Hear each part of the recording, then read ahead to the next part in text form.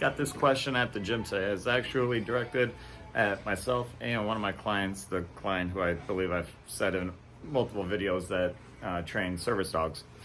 But anyways, this person came up who we don't know, saw the dog and started talking to her about it because, again, getting into how she trains service dogs and yada, yada, yada. Anyways, the person came over with, the question, hey, I got a baby Malinois and I'm getting them certified to be a service dog. At the same time, wants to get the dog into protection and bite work and all that stuff. So the question became, how well will the dog do in both of these courses?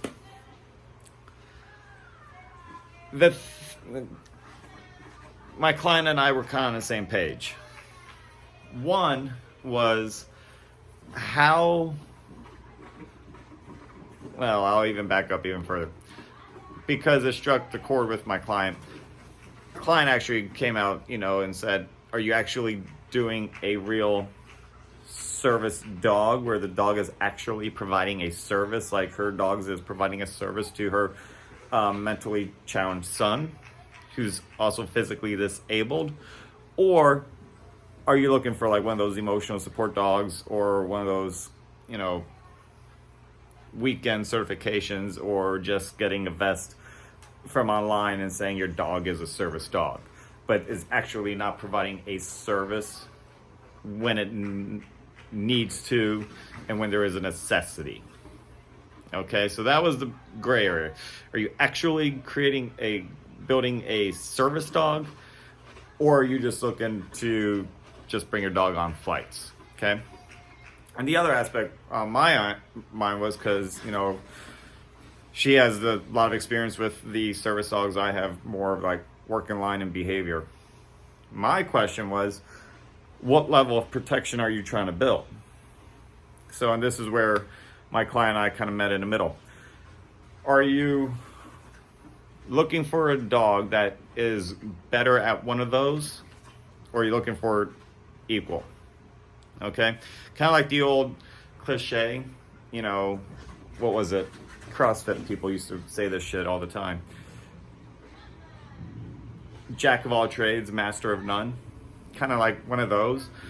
Because if you're getting a service dog, if that was the initial response or primary focus of the question, I wouldn't worry about protection.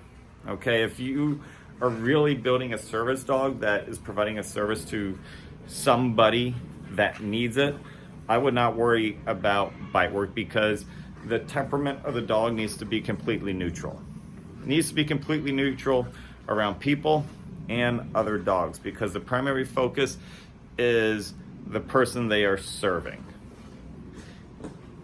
That person they are serving, depending on whatever needs that need to be fulfilled, could end up use her son as an example, who's mentally, challenged and not all there, can have outbursts that may even push the dog away. If that's the case, that dog, if they even have any kind of protection in them, they may end up biting the owner just because of own protection for itself. I'm not saying that's the case, but that's the extreme. Okay, just understand that's the extreme side of that. But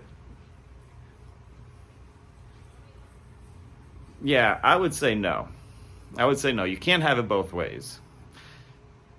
If anything, if you're building a service dog and it just happens to be a Malinois, especially any breed that is known to have that behavior in it, your German Shepherds, your Dutch Shepherds, your Malinois, Cane Corsos, Rottweilers, Dobermans, things like that, instinctively, if anything, if any kind of outside force was pushed on the owner, I think those dogs would instinctively bite in order to protect their owner. Okay, even a service dog, I think if push came to shove, they would probably still instinctively protect their owner. However, if you're just trying to do your garden variety, hey, I want a service dog and I want a protection dog, I don't think it would be ideal, and I don't think you could have a dog at that high of a level, do both things.